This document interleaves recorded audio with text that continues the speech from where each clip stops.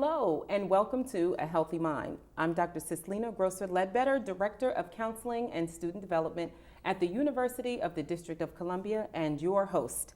On today's edition, our issue is creativity. Joining me to talk about creativity is Dr. Rosa Aurora Chavez Eakle, a psychotherapist and creativity expert. Dr. Chavez Eakle received her MD in psychiatry, MS in clinical research, and PhD in medical sciences from the Universidad Nacional Autónoma de Mexico. She founded the Unit for the Study and Development of Creativity at the National Institute of Psychiatry in Mexico City and the Washington International Center for Creativity in Washington, D.C., where she currently has her clinical practice. Dr. Chavez Eakle has served at the Maryland State Department of Education Council for Gifted and Talented and has taught graduate courses on creativity at Johns Hopkins University. She has been a guest lecturer at the University of Liège, Belgium, the Institute of Neuroaesthetics, and for universities of California, Georgia, and Maine. Her research has been published in Neuroimage Creativity Research Journal, Sleep Medicine, and Salud Mental, among other journals. And her writings have been positively reviewed by Lancet and in the Washington Post. Welcome, Dr. Chavez Eakle. Thank you. You're a busy lady. You've got a whole lot of things going on. Yes. You know, I think it must be the creativity in you that allows you to multitask. That's a lot of stuff. I think that in fact, being able to do different things at the same time is very good for creativity. Yeah. Because sometimes when you get blocked in one line, you continue working in the other, and there is some feedback between one area and the other. I'm telling you. Yes. Yeah, because I'm saying that was a mouthful. It sounds like you've been really, really busy. Thank you for taking the time to come. Thank you for the invitation. And share with us about creativity. So I would like to think of myself as creative, but tell us what creativity is. Well, that's a very interesting and complicated question because there is no consensus about what creativity is. And there are like about 500 different definitions. Oh my goodness. Trying to explain what creativity so is. We don't have time for all 500, but a couple. It's very interesting because it's the nature of creativity that cannot be constrained in a single definition. Oh, okay. And some people think about creativity as a process, creativity as traits that some people have, creativity as producing an outcome, a product, or creativity as something that it's just a place that you get, like an inspiration. So an inspiration. So does that mean that, and I'm probably going to tap on one of various numbers of the 500, but does that mean that creativity there's a genetic link, is it a brain issue, or is creativity inspired by the environment? Is it something else, something in between? It's something in between. Okay. It's about. See, I thought you were going to say that. All the above.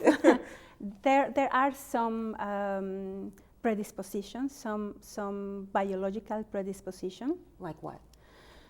Like the temperament, for instance.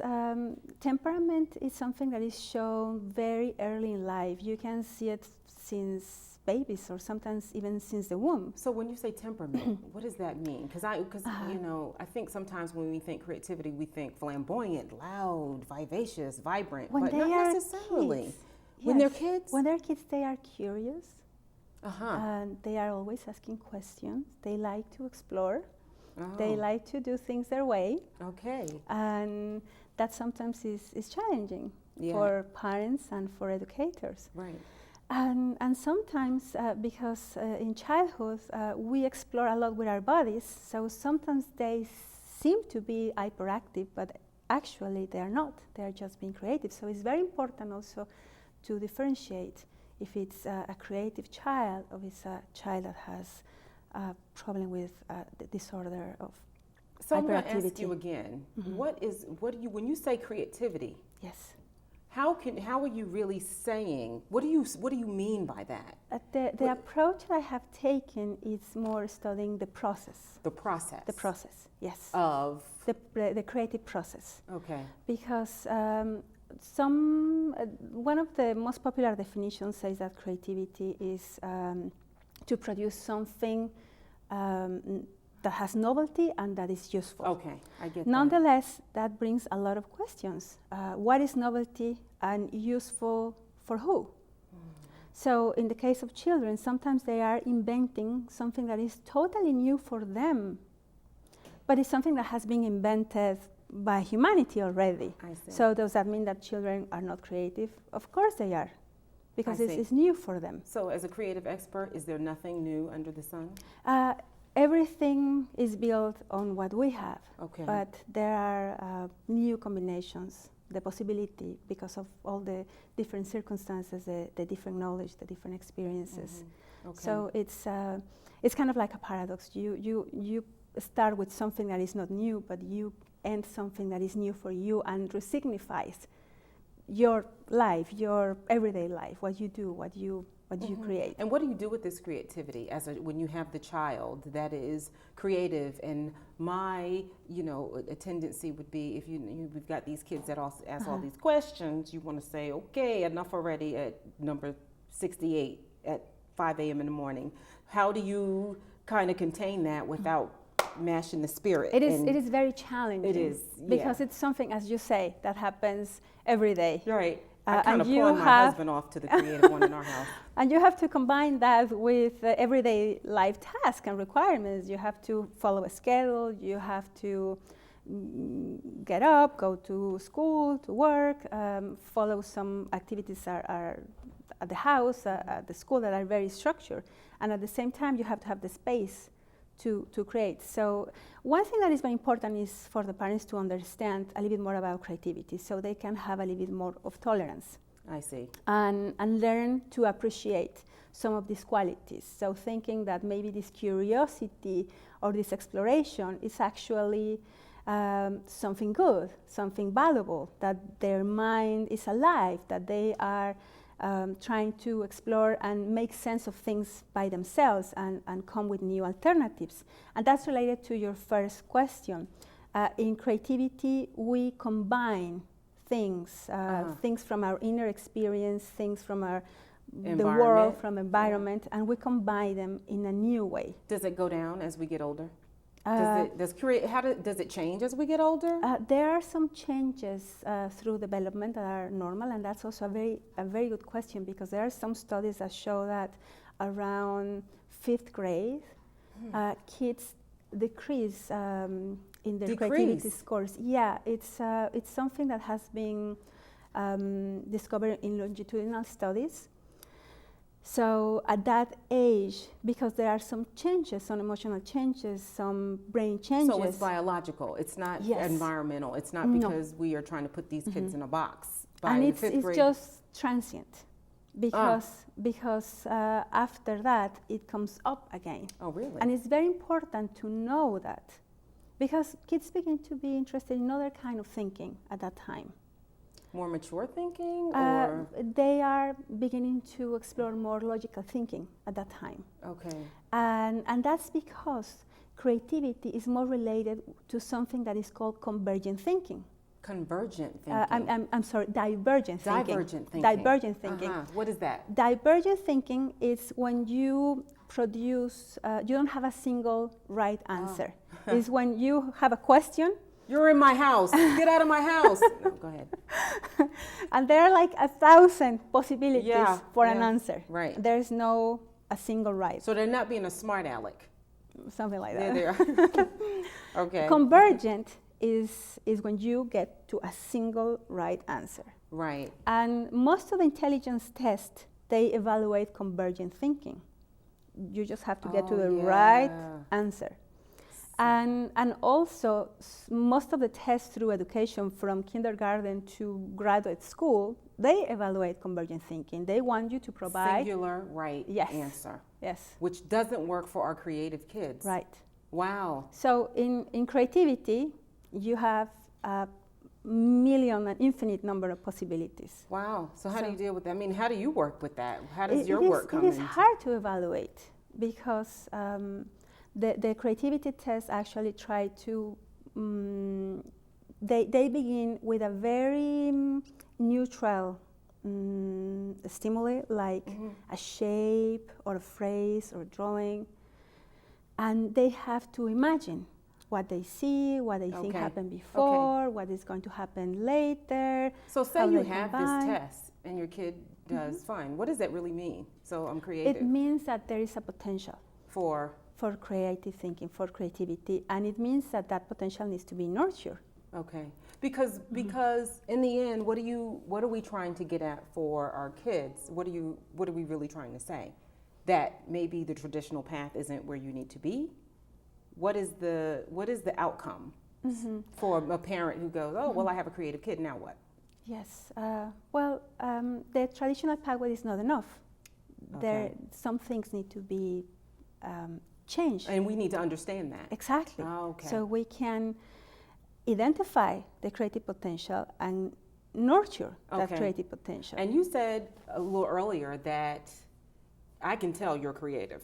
Okay, for everybody who hasn't gotten it yet, you're creative, I can tell that. And you have a son who is also a songwriter. He's in school to write songs. Yes. So is there a genetic link to creativity that scientists have found?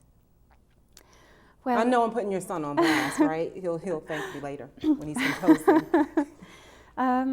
We had, in my family, we had some composers, actually, some of my Look at uncles. that. Yeah, Send the check in the mail. I figured it out. You didn't even tell me. That's great. They were famous in Mexico, Los Hermanos Domínguez. Really? Yeah. They made the songs Perfidia, Frenesí, and Dave Brubeck, Nat King Cole, a lot of artists. Really? Linda Rostrand, they make covers of their songs. Nat King Cole? Yes. Like what name a song? Do you know any? Frenesí. I don't know that. Frenesí? Perfidia, yes. Wow, that's great. I know Nat King So, Cole. yeah. So that means that there your is son- some genetics there. There was also some environment, because when I was pregnant, I was playing music for him all the time. So music. What is that? Talk about that piece, that you were playing music. So what does that mean? You were influencing the child even as he was an embryo and growing into the baby in the womb to be creative? It became a way of communication, because I love music myself. So it was fascinating to find how he could react to the music. So it became a way of communication before the verbal communication. Wow. And then later, when he was a toddler and a little bit older, he began to be very interested in music. And in his classes, that's very interesting, because he was in a very traditional system, and he was changing the end. He was playing in a group, and he was changing the end, or he was moving to another key, the music, or he was changing the end of the song. And they said he was contrary. And the teacher was so annoyed. Right. So at that time, I decided to give him a private instructor, and that worked beautifully. Wow. And yes. And it really kind of fostered and nurtured his love for moving on, because you accepted him. Exactly. Kind of for what he came with, as opposed to trying to change it. And that's very important. Yeah, yeah. So what are some of the other characteristics of creative individuals? So we know that there is a history of music in your family. How does that sort of show up in other children or adults? How does what is some? Well, what is the biological part is the potential, and it's very important to clarify that creativity is a trait that is present in the whole human species. That is part of what makes us human. There are some precursors in other species, but it is a trait that is present everywhere. No matter the ethnicity, the cultural group, creativity is everywhere. So are there studies that tell us about where creative people do best and where they absolutely don't do best? So I'm just kind of thinking, I'm not sure, but would a creative person do well in the traditional corporate America kind of job? Or would they just be better not to go into that line of work? There's a lot of interest in the corporate America for creativity, because also creativity is essential for business, for doing good businesses. It is essential, you know, but I wonder if the traditional kind of good old boy network that has defined corporate America has really embraced, and I think that this whole idea that like the new Yeah. CEO of Yahoo and all of the new kind of waves, and I believe, and I don't know, are women more creative? I know that we sometimes come off that way in job environments, but is there sort of a renewed interest because we're beginning to accept that people are different and not everybody fits into the cookie cutter corporate? Yes, I see what you mean.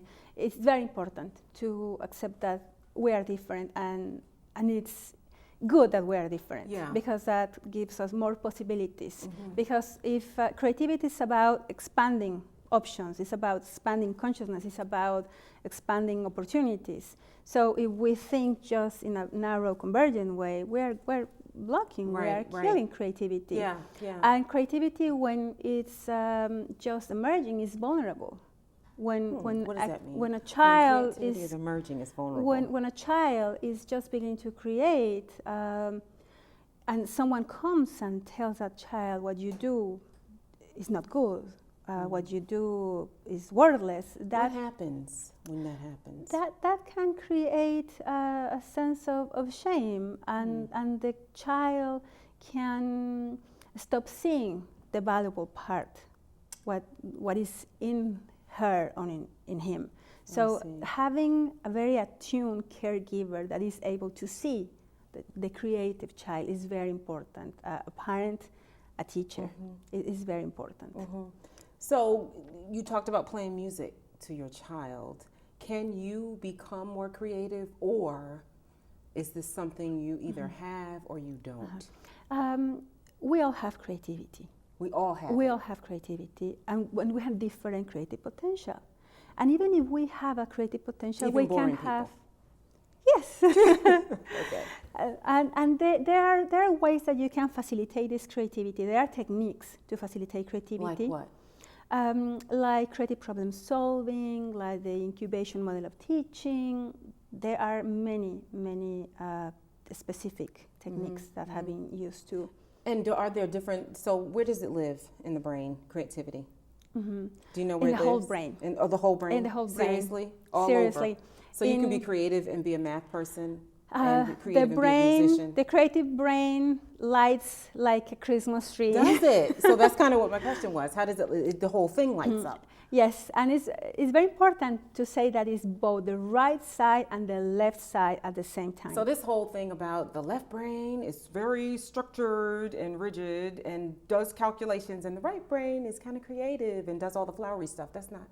There is some truth of that, but when you are actually engaged in creative thinking, Yes. both sides of the brain Both sides. are working. When you are engaged in thinking that is more convergent, it's mostly only the left side. Oh, I see. But when you are really being creative, it's both. And it's not only the two sides of the brain, but also this area of the brain that is related to logical thinking is very activated. Really? But also another area of the brain, the temporal lobes, that are more related to visual imagery and fantasy, and in extreme cases, hallucinations. Those areas are also activated. So what happens is you are having all this vivid imagery, but you are also having a very active logical brain that makes you process that imagery. Wow. So you can have both things at the same time. You said in extreme cases, hallucination. Well, I'm not talking, when I'm talking extreme cases, I'm not talking about It's like you're not talking creative people. I'm talking about, for example, schizophrenic patients or about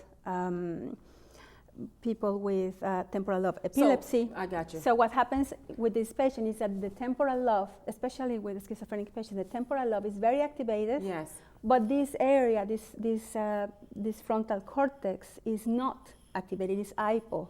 I see. Functioning. So you can have a mental illness and be super creative. Yes. You can have a mental illness and be super creative. And because they're not mutually exclusive. But what happens is that when you actually have a mental illness, that affects your creativity. How?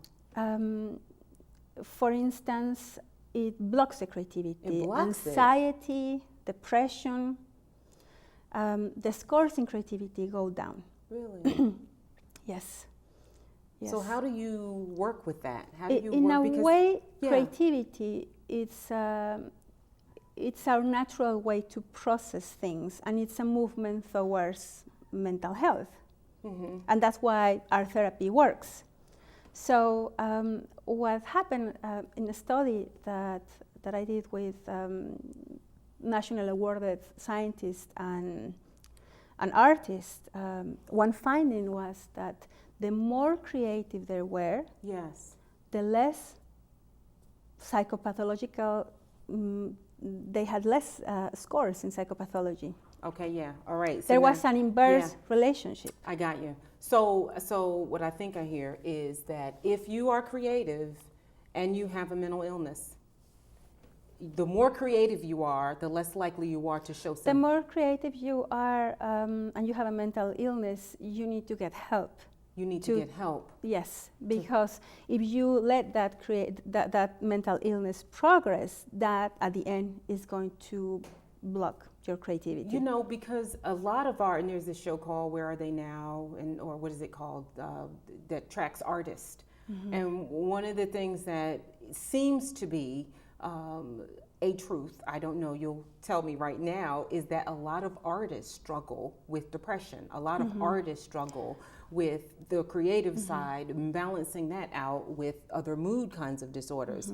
Do you find that to be things that co-occur? We talked earlier about temperament and creative temperament, and what happens is that some of these artists, part of the creative temperament is that they can respond very intensively. They can or they can't? respond. They do. Respond very intensely to emotional stimulation, to sensual, sensorial, what they hear, what they touch, what they smell, what they see. Why? Because they are creative? That's part of this biological potential. So they are very responsive emotionally, with their imagination, with their thinking, always finding connections between things. So that, in a way, makes them more prone to have like existential questioning, crisis, to be very empathic to others' feelings and others' tragedies. So they are exposed to this. Yes, it's like their antennas are open. Why? Their cameras are open. Is it because they're Yes. creative? Yes. Or because they're mentally ill? No, because they are creative. It's because they're creative. They're because exposed. they are creative. So that's just because they are creative. So what happens is that if they actually develop a depression because they are oversensitive, this is something that is known as overexcitability. If they have this overexcitability and they become sad or anxious about something that is that they are experiencing very intensive, if they actually keep falling into that pathway and they develop a disorder, at that point the creativity begins to get blocked. I got you. Because they get rigid. And that's where the problem is. And that's where the problem is. I got you. And that's where they need help. I got you. Because we all can experience depression, anxiety, or any other mental illness. Right. So what are the most creative cities in the country? Would you say Mexico City is Mexico City is an amazing creative city. But I'd say that also Washington has a lot of potential, because having a multicultural population and also having tolerance, those are the two elements. Tolerance. Seriously? Tolerance is one of the things that is required for creativity. Can you go to Congress? I would love to. And tell them this. Yes. So you think that Washington, D.C. is high on the creativity list? But it has a lot of potential for creativity. Okay. Yes, okay. And all this flow of different people with different cultures and backgrounds. And professional agendas. So that's other very places, enriching. Same way? Or would you, what about New York? The same thing. Yeah? Great for, what about cities that are not, what about rural and suburban? Well, in those cases, it's very important to know that it needs to be developed, that those things needs to be addressed. And if you have a community even if it's small, that is tolerant, that knows about the creative process, that wants to nurture their children and wants to be attuned to their children, that's going to make a whole difference, no matter if it's the city or if it's rural. And in that regard, you were asking me about this biological predisposition for music, for example, in my son. In my daughter, what I observed when she was little is that she had fascination for color. For shape, and for nature. Wow. So even if I tried to expose her to music in the same way, her thing was color. Her thing was color. So it was very important that I was able to see what was her passion. So in some ways they come hardwired. Exactly. They come hardwired with a predisposition and she to could love. find, and she could find her niche to develop her passion and her creativity in her own personal way. That's fantastic. In fact, all three of my sons have to, the one prerequisite in my house was you have to play an instrument. Yes. So we've got the baritone and trombone and piano going in the house. It's like a very noisy semblance of a concerto, I wouldn't quite call it. But we have about 30 seconds left. Do you have any parting thoughts that you would like to leave about creativity and how to nurture it? Well, it's very important first to recognize it and to know that it's that is normal, that is natural, that is part of who we are, and it's very important to develop that potential because that is very related to be able to acquire happiness and a sense of fulfillment in life. And that's what we want. We all want happiness and a sense of fulfillment. Thank you so much. Thank you for having me here. Absolutely. I would like to thank Dr. Rosa Aurora Chavez Eakle for being my guest. If you would like more information about the topics discussed on this program, you may contact Dr. Chavez Eakle at Washington International Center for Creativity, 5335 Wisconsin Avenue Northwest, Suite 440, Washington, D.C., 20015, or call her at 202-243-0595. You may email her at drchavezeakle@creativitywashington.com or visit the website at www.creativitywashington.com. I'm Dr. Cislina Grosser Ledbetter. Thank you for watching.